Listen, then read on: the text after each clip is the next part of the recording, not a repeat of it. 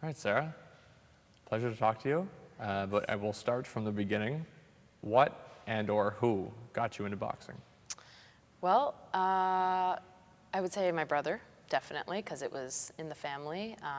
He was already attending a boxing gym, and I was doing a ton of high school sports growing up, or team sports growing up, and I was doing a lot of basketball, volleyball, like team sport oriented, and getting kind of sick of it. And so my parents, my brother were like, why don't you try boxing? So I went to the boxing gym with my brother the one day and absolutely fell in love. Within 6 months, I had my first fight, and then it was just a case of, okay, I have my first fight, I want to have my, I want to hit a tournament, I want to have 10 fights, I want provincial team, national team, and it just kept getting better and better from there. It was just constantly like, what's the next challenge? And that was in BC. That was in Vancouver, BC. Right, yeah. So then how did you make the transition from BC to Ontario? So I went to my first nationals, and Stevie, my current coach now, had seen me in Regina, Saskatchewan, and I was fighting an 8-time national champion at the time, and we went the distance, and like everyone was like, oh my God, like who is this girl that has only 10 fights? She's from Vancouver, BC, we've never heard of her before, and she's going toe-to-toe with this 8-time national champion who eventually was an Olympian. And he came up to me like, you fight really well, you just move kind of funny, and I don't know what's up with your feet. And I was like, yeah, I'm fighting on 2 fractured feet, but I wasn't gonna miss my first nationals. And then a month later, I saw him again at another tournament in Quebec, and again, he came up to me and he's like, listen, like if you ever want training, like come to me, I'm in Ontario, like, this is who I've had. And I looked him up and I was like, wow, like he's a really credible coach. So I came over in February of 2014, did a 2-week training camp, fell absolutely in love with the training, and then moved June of 2014, I moved to Ontario fully. So 10 years now. So usually when it comes to fighters getting into boxing, their parents aren't used to that. Your parents were already used to it, but still, how was the reception? I mean, you said that your parents kind of pushed you there because of your brother, but once you get into it, maybe they have a different perspective. So what was their... Well, my dad was on the Iranian national team for wrestling, so combat sport was just in the family, and I come from a Persian background. Like, they're savages. Like, they are all about fighting, and my parents both would always say, like, like if you have an injury, like, pretty much push through it until you win, and then you could cry about it later. And I was like, okay. So the mentality was fight. So it was just, yeah, in us to fight and win, and so I had that support from them. So that's what's funny, because obviously there's the story about your first sparring. Yeah. You get knocked out. Yep. Your parents think you're done. Yeah. But you just said that they would have wanted you to push through that, which you did. Yep. Talk to me about that. Well, so I was 16 years of age. I got knocked out by a girl who had been to the national championships and whatnot, had so much experience. She was like 34 years of age, and I get in the ring and I spar and I land, I guess, a good right hand, and she just went to town on me. So she literally knocked me cold out. I was on the ropes, like I think I was out for 30 seconds to a minute. That night, I threw up, like it was all bad, like I was concussed for sure. And I think they thought that would turn me off from the sport. And normally it's like fight or flight, like normally you would, like move on and, this is not for me. But if anything, again, that challenged me more to like come back. Obviously, I didn't spar for a good while. But within 3 months, I was back at it again, and I was motivated to beat that girl up. I think the only thing was that my parents thought was, she got injured, like this is it. And they didn't know that I had that fight in me as well, so. That's incredible. So then we get into the amateur career, which we've already previously talked about, very decorated, but one goal in mind, and that was making the Olympics. Talk to me about that journey, trying to get to the Olympics. Yeah, so I've always had like little set goals for myself. I was never like, I'm gonna be a world champ or I'm gonna be an Olympian. It was always like, okay, I'm gonna have my first 5 fights and now hit 10 and provincial team, like I said, like now get on the national team. So training with Stevie, it took me 3 years with him to get to that goal, and we managed to get on the Canadian national team. And then from there it was like, okay, now let's win some international tournaments. So I managed to do that, and then slowly it became like, okay, Sarah, you're good enough, like let's start trying to qualify for the Olympics. So Right now, we're still in the process of it. I'm trying to qualify for the 2024 Olympics. But I always knew, and Stevie would always tell me, you're so suited to professional boxing. So then we found out that you could do the professionals and amateur boxing at the same time. So that's why we decided to start it now. Awesome. Okay, so you've represented 3 different countries in the amateur scene. Yeah. Why? Yeah, so being on the Canadian national team, you pay your own way. It absolutely sucks. We were in heavy debt, and some sponsors would come on and they would help you. But for amateur boxing, it's really hard because you can't really promote them. So they have a hard time understanding, like, why would we? So we were doing that. Then COVID hit, and Canada wasn't really sending anyone to anything. So Stevie's like, you know, we're married. I'm married to my coach, and he's Irish. So he's like, go to Ireland and try to fight for the Irish national team. So I went to Ireland. I won the nationals twice there. I got Best Boxer Award, and Irish boxing, they're like the top in the world. So to do that was huge. And the problem was then getting a passport. So again, it's during COVID. Getting that passport was super hard. I'm still in the process of it now. And I realized, you know, like, I want to fight. I need a passport for a country. Like, who can I turn to next? And we found out that I had a family member, great-grandmother, that was born in Sierra Leone. Okay, you had someone who was born in that country. You're approved to get a passport for them, fight for Sierra Leone. It's like, cool.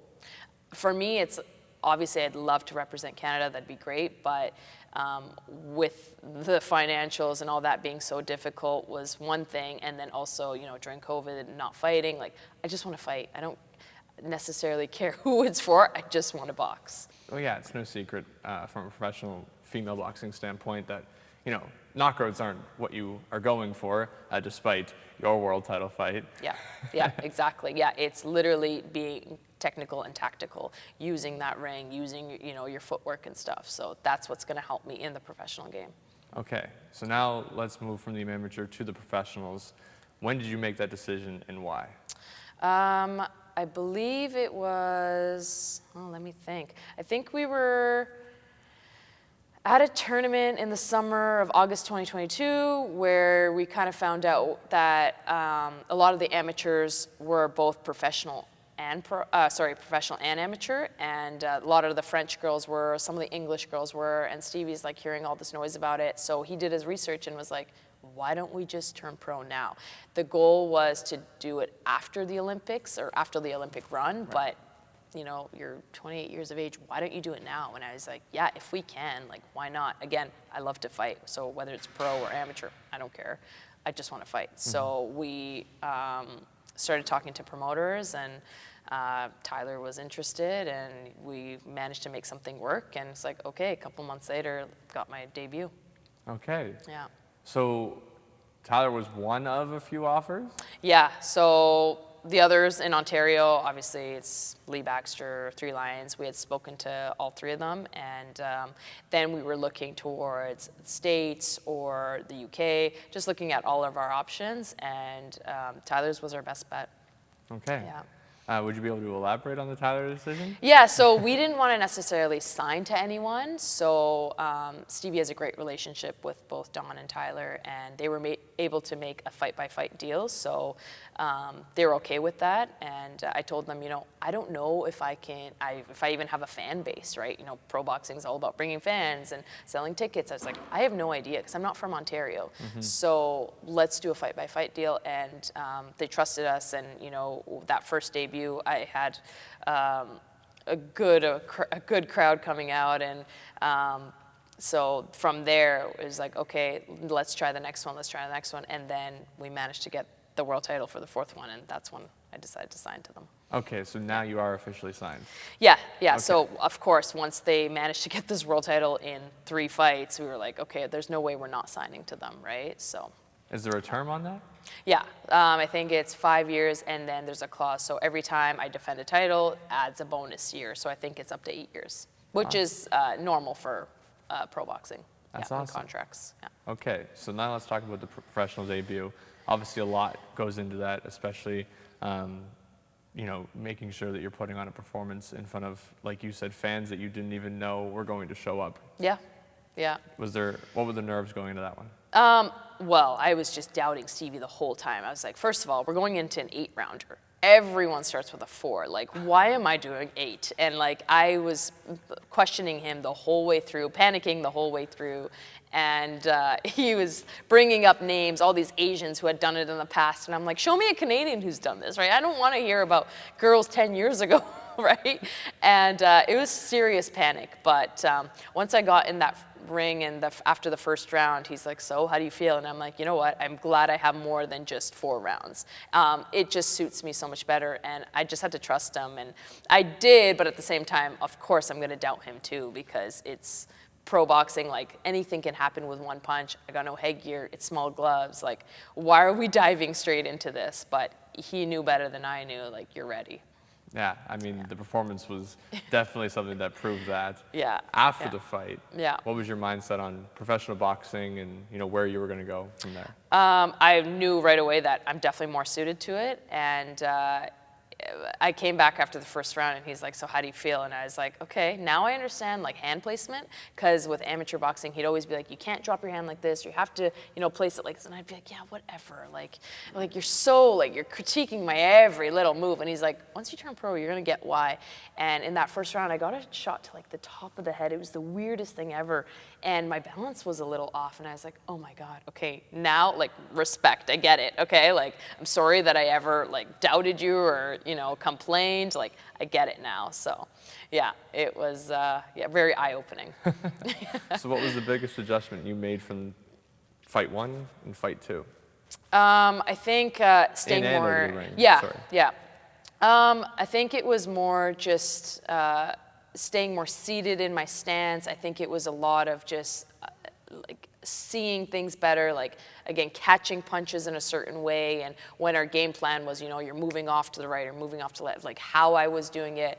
In amateur boxing, it's such a fast pace, like go, go, go, go. It's just like literally pitter patter of shots. Mm-hmm. Pro boxing, Stevie's like, literally, this is the combination that's gonna land. And like, he's been right this whole way through. My last fight, it was a lot of like double jab, right hooks.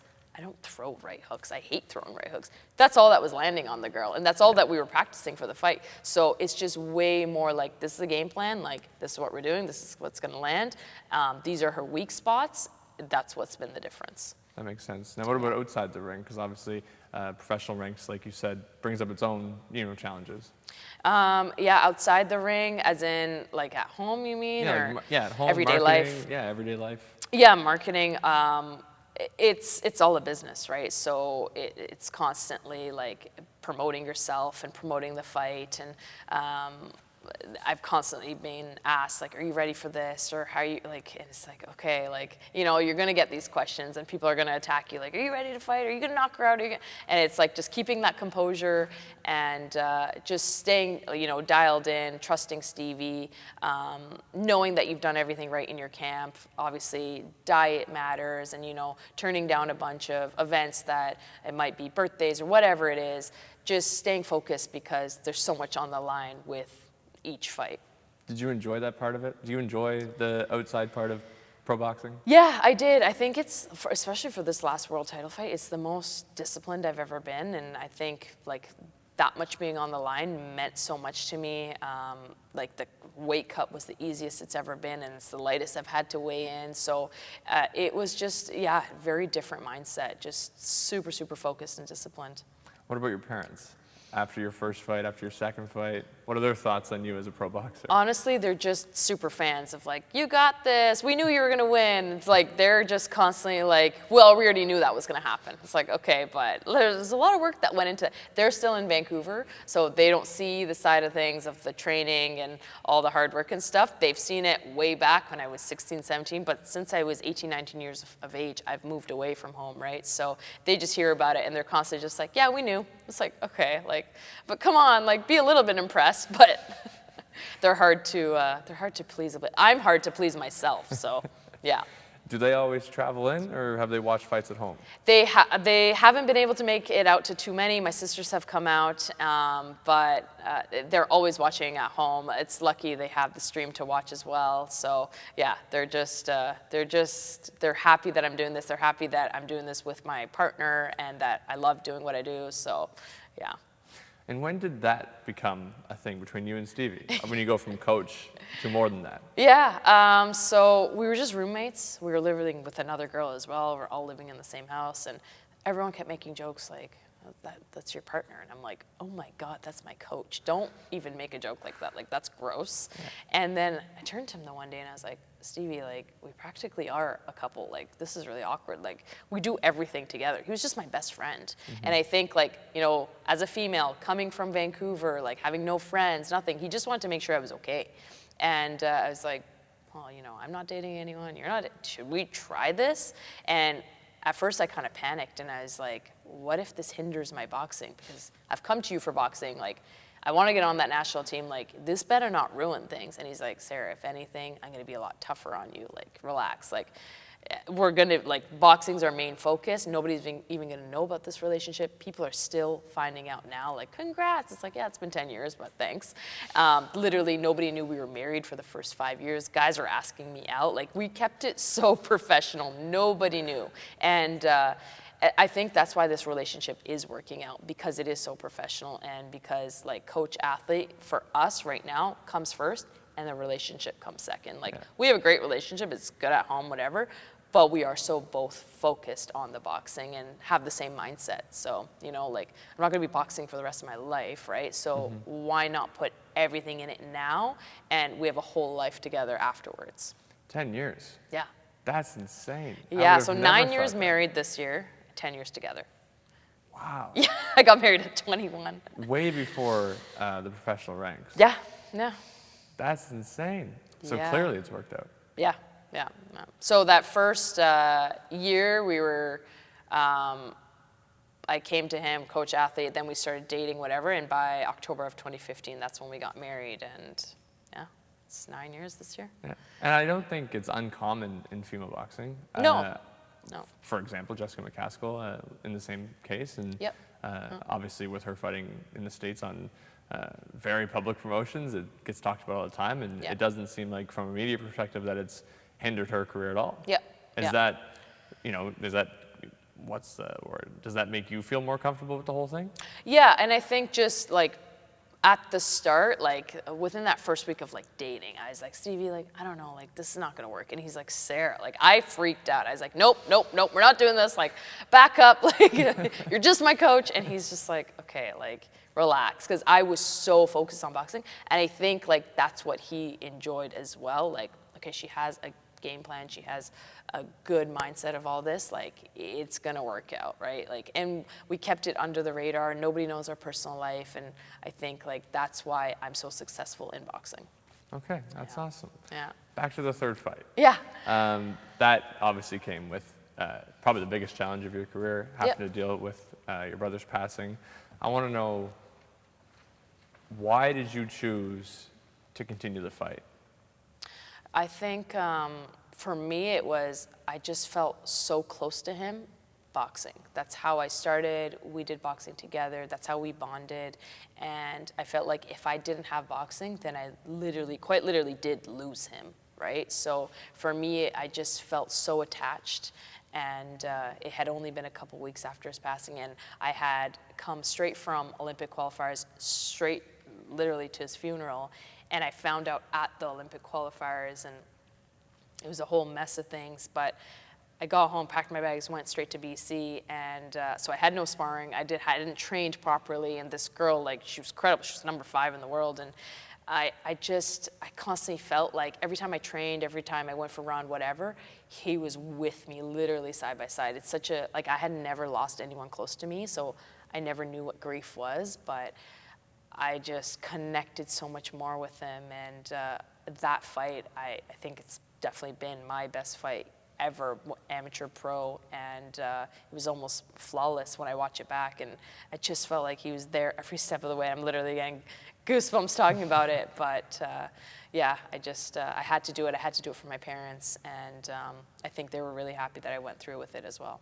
That was incredible, because obviously that was the first fight we saw you in, and we got the same impression. I mean, you pitched a shutout that night, and it was fantastic from our perspective. Yeah. There was also 8 months in between your second fight and your third fight, and that was the longest in between any of these fights so far. Is that because of the qualifiers? Yes, yeah. Gotcha. So I believe I did my second pro fight, then I went to the World Championships, and that was in India. Then I had to prepare for the Olympic qualifiers. Then I had the third pro fight. So there was a lot happening in between. I was fighting quite frequently at different tournaments. So aside from the World Championships and Olympic qualifiers, I think there was a couple more random tournaments I went to. So I was fighting quite a bit. Okay. Yeah. After you won the third fight against top 5 in the world, or in the rankings, was it then that you made the decision to go after a title? Like, how did the opportunity to fight for a world title come up after that third fight? So with that third fight, first of all, I wanted 10 rounds, and I was so upset that we went back to 8. It hurt my soul, but everyone that night had 8 rounds. It was just a thing. And in that third fight, I actually wanted a world title fight. But I hadn't signed yet. It was a fight-by-fight deal, so it just didn't make sense, obviously, for United. And we were still in talks with other promoters as well. I would have never, ever signed with any other promoter in Ontario or Canada. I think United is by far the best. Quebec has a couple good ones, but we were thinking more maybe States or whatever, and we were still waiting. And then Tyler came with this opportunity, and we jumped on it right away. I think it was November that he kind of like hinted and said, let's meet at a coffee shop. And we were kind of shocked when Stevie and I at that meeting were like, we did not expect that at all. We were just like, he's going to offer us a deal, whatever. But we didn't think a world title was going to be on the table, and it was amazing. Immediately we were like, okay, yep, let's do it. We'll sign right now. Like, where are the papers? And he's like, okay. Like, and by December, I think it was like locked in, where we knew this was going to happen. Wow. Okay, so you get the world title. Obviously, you just said you were ready for it. What changed in the preparation for a world title fight? So I don't know, actually, even if many people know this, but I went to Ghana in Africa for a tournament. It was the All-African Games.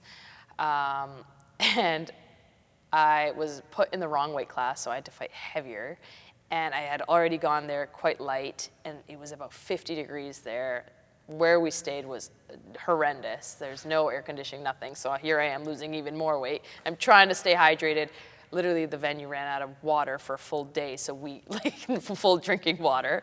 So it was awful. And I'm like, okay, I'm gonna do this. I went there all on my own, no coach out there to help me, nothing. And that was the first kind of preparation where I told Stevie, I need to go to this tournament because the Africans are savages. They are just pure fighters. And I knew this opponent was gonna be rough and tough. So I was like, I think I need to go to this. So I did, and I draw the Nigerian girl, and I had looked her up, and I was like, oh God, first of all, I'm in the wrong weight class. It was just all bad, southpaw. First punch she threw, I was like, yikes, I've never been hit so hard in my life.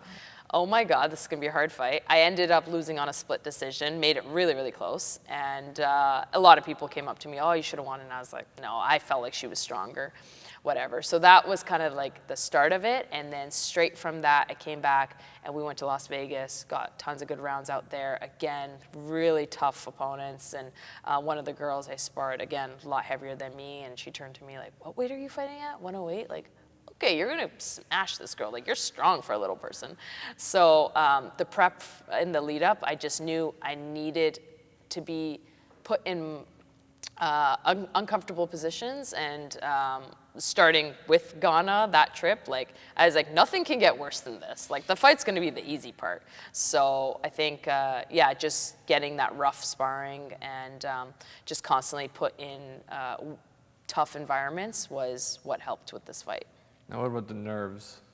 Once it was offered, then the preparation starts. Yeah, I think, so I took a really nasty headbutt in Las Vegas where a muscle kind of in my eye went a couple degrees up and I started seeing doubles. And so if I see the person here, I saw a ghost above it and I was like, what is going on? Why is my eye doing this? And I knew it was from the headbutt. And I went to the doctors, I got all these checkups and they're like, yeah, this is just gonna take time for it to level out eventually. And I was really nervous a week out from the fight, like, how am I going to fight? How am I going to do this? And Stevie was in my head telling me, you know, one arm, one leg, you'll be able to beat her, like just giving me all the confidence in the world. And I was like, I don't know. He's like, blindfolded, you'll beat her. And I was like, you're crazy. Like, seriously, I don't know how I'm going to do this. But normally for all my fights, day before to 2 days before is when the nerves kick in. This was a week, solid 7-8 days out where I was like, oh my God, how am I going to do this? And for me, I constantly want to train when I'm nervous. So I had to stop myself from overtraining and going for a run because my mind is just racing. So it was just a case of, again, Stevie in my head, distract myself, do whatever I can to just like bring like myself down and, you know, go take my dogs for a walk if I have to, dive into a book and read a book if I have to, watch Netflix, anything to just calm the nerves down, because I was just more concerned about the vision. It was just, how am I going to do this on the night? And I managed to, but I was at like 40, 50% in the ring. And it's crazy. Like if I was to fight her this weekend, next weekend, it would be a washout. And I know it for a fact, but I got through it. I faced adversity. I've never had to go through that in my life. And now I know, like, moving forward, if that ever happens again, then I'm okay. Each fight, I feel like I've gone through something very big. My debut, my mom had brain surgery a couple days before that. And a lot of people don't know about that. Like, I've had to go through a lot of things for each fight. And I think it's just constantly, like, making me stronger, both mentally and physically. Did you have any thought, like, was there any talks about postponing the fight a couple weeks? At the start, when it happened, Stevie was like, what do we do? Like, and I said, you know, like, let's give it a couple days first. Let's see, like, if things calm down. And then it had been a week. I went to the doctor, and he's like, oh, no, by next week, you'll be fine. And all these doctors kept telling me, like, within 2-3 weeks, you're going to be okay. And the fight rolls around, and I'm like, oh, my God, it's still not okay. But at that point, I was like, it's too late. I have way too many people coming. Like, I can't not fight now. And I kept shadowboxing and, you know, moving around lightly with some girls. And I was like, oh, I think I can do this. Like, Stevie's like, you're seeing the target perfectly. You're landing perfectly. I'm like, I know, but you don't see what I see right now. Like, I literally see 2-3 of you. And, like, when I'm then moving around, it's even worse. I'm getting even dizzier. And I just was worried, like, what if I take a punch and it gets worse? But the doctors kept saying, boxing is not going to make it worse. Taking a blow will not make it worse. So, and it didn't. So, okay. Yeah, they knew what they were saying. Yeah. Interesting. That's insane. Yeah. Fight night, or I should say fight week, actually. Let's start with fight week. Obviously, a much different fight week than you've ever experienced, on top of obviously the injury. Yeah. But just from a media standpoint, talk us through your experience there. Yeah, there was a lot happening, a lot of like Persian news networks coming at me, and I kept asking Stevie, like, do I need to be doing this? And he's like, Sara, for marketing purposes, you have to. And I was exhausted, but he's like, this is what comes with the sport. And it's like, okay, yeah, you already know that. Like, you see the top level boxers and athletes, like, they all go through this. So I started actually enjoying it. Like, I love talking about boxing. I know what I'm talking about. So he's like, don't think of it as like a chore. It's like, enjoy the moment. So as exhausting as it was, it actually, you know, again, kind of gets your mind off of things too at the same time. Okay. Yeah. And then fight night. That's nervous all in itself. But for you, did you get nervous on fight night? Yeah, again, like more vision. It was just like, okay, it was constantly, I think in a way it was nice that was such a focus, because in the fight then, I was so focused on, you have to do everything right here. You have to really focus on the opponent. And in a way, it was a nice thing. Like, anytime I've been injured, for me, it's almost helped me. Anytime I've been sick and I'm sparring or fighting, it's been kind of nice, because all your focus is on that and you have to do everything right. Mm-hmm. So I feel like it kind of helped.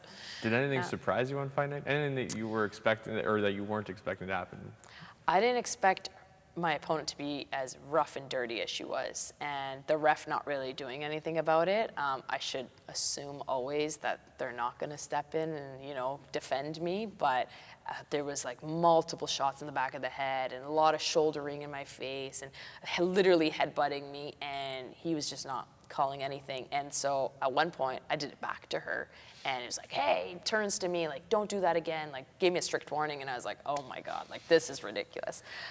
Maybe because I'm hometown, he wanted to make sure that he was not being biased, but he was just biased the other way. So I think that was the biggest shock for me.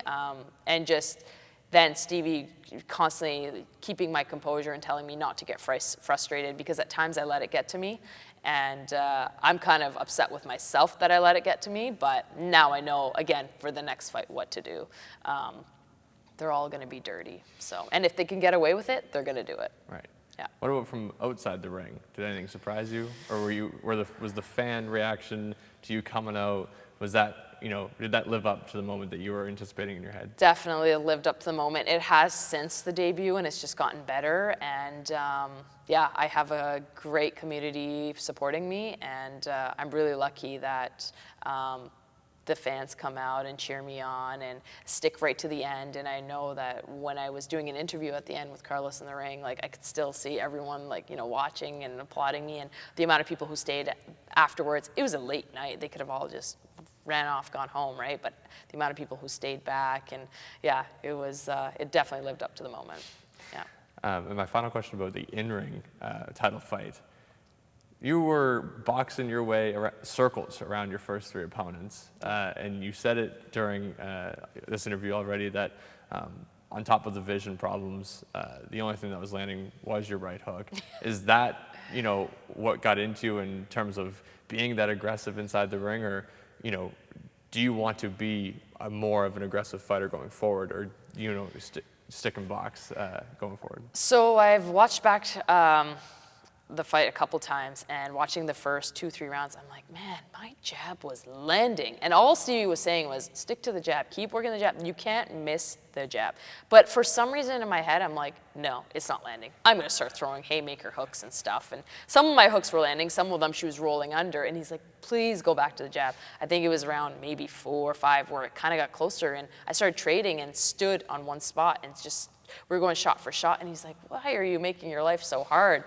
Hit your shots, angle off, hit your shots, angle off. And at one point, he's like, one shot turn. And again, that was working. And it might have been round 6 where I don't think she touched me. And I was like, okay, like, why don't you stick with that? I think it's just an ego thing where I'm like, no, I'm going to stand here and trade and show all the fans that I can. But I need to box and move. Like, on my terms, yes, sure, do it. But I'd rather just box and move. And for me, it's more satisfying landing a shot and they come to throw and they've missed and I'm gone, right? So that's not the plan. It just happened. Fair enough.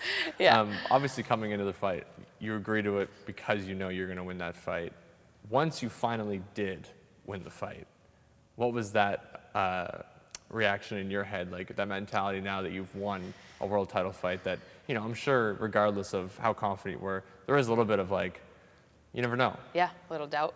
Honestly, when they handed me the belt, and you could kind of see it in some of the videos and pictures, I was like, what's next? Like, immediately I was like, I'm over it. Like, although there was doubt and whatever, it's going to be tough, I knew I won. And when I heard the scores, I was like, yeah, I definitely won. And they handed it to me, and I'm like, oh my God, what's next? Like, because I'm not satisfied. Like, honestly, until I'm undisputed, I'm not going to be satisfied. So on to the next. That's funny because you said in your amateur career you had, little goals, 5 fights, 10 fights, I know. a title, but now it's- you've completely skipped past the title that you have. But I think having boxed 13 years, Yeah. having almost 140 amateur fights, I don't need to go slow in the professionals. I've already done all the work. So doing all that in the amateurs has set me up to move fast in the pros. I don't need to start that all over again. That's why I had an extensive background in amateur boxing. So Yeah. I'm ready for all the world titles. I'm ready for all the big fights. Yeah. Okay. You signed with Tyler because he proved to you that he can bring you that big fight. But obviously, when we're talking, 2 belts on the line, one of the 4 recognized sanctioning bodies, we're speaking about an entirely different thing than the WBA regular world title. So for you, are you confident that he can still bring you those fights? Yeah, I know he can. We have a great setup now with the casinos, and I think he's really done a good job of marketing and promoting, and I know that he's got the connections and stuff to make all these fights happen right here in Toronto. And I'm hoping our next conversation will be bringing that WBC belt sometime in the fall, and I'm almost 100% confident he will do it. Would you go to Mexico if needed? If needed, but I think we have the upper hand on this for sure. I don't think... In this particular fight? Yes. Okay. Yeah, in this particular fight for sure, especially the WBC. The WBO, IBF, it'd be tougher. That's why we're going after this one first. But I think by early next year, we can bring the next one over too.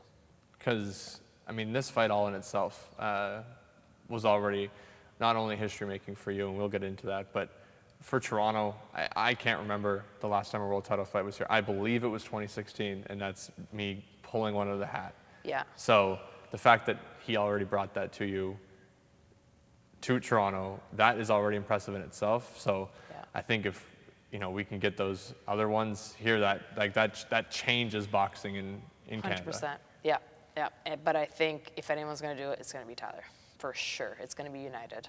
Yeah. That's incredible. Yeah. So did you know going into that fight, because you said you wanted it in your third, did you know going into the fourth fight that it was going to be, breaking Canadian records? Yeah, yeah. Stevie is a boxing geek, so he knows everything about everyone, male, female, amateur, pro. And we knew in December when this all was in the talks that you're making history right now, so. That's neat. Absolutely insane. Yeah. So you have, in terms of do you have international aspirations? Have you taken fights in the States? If any big opportunity presents itself, for sure. But best case scenario, we have it in-house right here, right? It's better for me, better for my fans, better for all of us. So, and better for Toronto and United. So why not do it here, right? I don't need to go on a big platform in the States and be the B-side, Yeah. I'd rather bring it all here. That makes sense. Yeah. How has life changed? Sometimes, I shouldn't say sometimes, most times, Yeah. fighters that win world titles, their life changes a little bit. Has life changed for you? No, I was in the gym literally on Monday. So I took Sunday off, and I'm getting ready for the Olympic qualifiers now. So literally, in 2 weeks' time, I'm going to be fighting again. So normally fighters take a vacation or break. I never have a break. That's why I keep flip-flopping between amateur and pro. I love it. I don't want a vacation. And I'm good at making sure I don't overdo it where I overtrain. I have all the right coaches in my corner, but no, we're right back at it. I don't want to wait till fall for my next pro fight. I have to fight in between because I'll literally go crazy. So Tuesday I was teaching classes, and I've gotten right back into it with work. So yeah, life is literally the same, honestly. It's and that's how I want it to be. What about, around town? You're walking into a coffee shop. Has that changed? Yeah, I'm getting a lot of congrats and all that. I only just got my belt, so it's been 2 weeks. So now it's going to relive the whole moment again, and I'll definitely be making rounds, carrying my belt around. And I think life might change next week a little bit for me when I do make rounds and stuff with the belt itself. But yeah, no, I like how I'm just treated like an ordinary person, really, ordinary athlete at the gym, ordinary member at the gym. So I want to just be the same as everyone else. Although, yeah, you're this elite level world champion, whatever, I'm still just Sara. Yeah. How do you feel about being a world champion? Yeah, good, but like I said, on to the next. I'm constantly let's get this WBC belt. March, I want to be undisputed. We got statements to make. It's all about, I got to call me Statement Sara or something. I don't have a ring name, so yeah. Has it crossed your mind of trying to come up with one, or? Stevie's had a couple, but I have to earn them. I don't want to share it. Maybe you can ask him, but Okay. I have to earn these names, and no, not yet. So we'll keep working on it. Okay. Yeah. I just had a question. Yeah, we talked about Relentless in the post-fight interview. Yeah. How do you feel about that one? That one's a good one. Yeah, yeah. There might be a couple others. Ask Stevie. I will. Maybe he'll share them with you. Being a female boxer has changed over the course of the last few years, like just the whole perception around it. But when you started boxing, the perception definitely still existed. So what did you think about, being a female boxer, especially in Canada? Yeah, I like how, main event, that's really cool. We're seeing it now bigger on the bigger platforms as well. I think Jake Paul's done a great job with the females. And I think even the crowd, you hear more and more people say, like, I love watching females box. And it's gotten away from the stigma of, like, it's just a man's sport, or when females fight, it's way more technical and tactical. And I think more and more eyes and ears are opening up to that, and people are becoming way more open-minded. When I first started boxing back in 2011, I never saw the differentiation between a man and a female boxing. It was more, there's just no depth. There's just not enough of us. And I think even now there isn't enough of us, but it is still growing. And I hope that young kids see this, that it's not just get in the ring and punch each other out. There's skill to it. There's tactics to it. It's a science. I hope that parents see that it's not dangerous. Any sport you can get, concussions and all that, but you do try to keep yourself as safe as possible.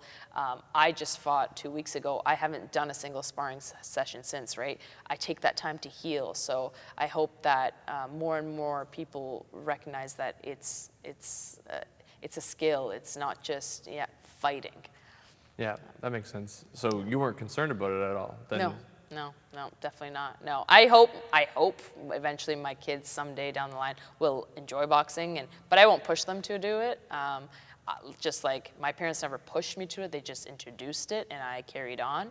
I feel like everyone should give it a try, but anyone who has ever walked into the boxing gym have 99% of the time enjoyed it and loved it. That's crazy, because there's plenty of fighters I'll talk to that would prefer to just keep their kids out of it. Yeah. What do you think the difference is between you and a lot of other fighters that would say that? I think knowing that, like me as a female, having gone through what I've gone through, and I know exactly how to take my child now through that experience, and where to tell them to, not overtrain or diet or all these different stigmas. I feel like just both me and Stevie would know exactly how to train our own child. Yeah, that makes sense. Have you envisioned that part of your life? Not yet. I'm so focused on the boxing, and right now it's kind of the pinnacle of everything that's happening in my career, that definitely on the back burner. Yeah. My fur babies are what we're gonna keep. I want a third dog so badly, so maybe eventually, but no kids right now. And that would most likely come after boxing. Yeah, definitely. And both of us want a big family, but right now, just so focused. And it's been 10 years of it together. We both have the same mindset, so it's gonna stay that way for now. I think one of my final questions is, you brought up Undisputed. When your career is over and done with, is that the biggest goal? Yeah. Is that you just want to be able to call yourself a former Undisputed World Champion? Yeah, I feel like, I know I'm world champion right now, but for me personally, once I have all the belts, that's when I'll feel like a true world champ. Yeah, I have to collect them all.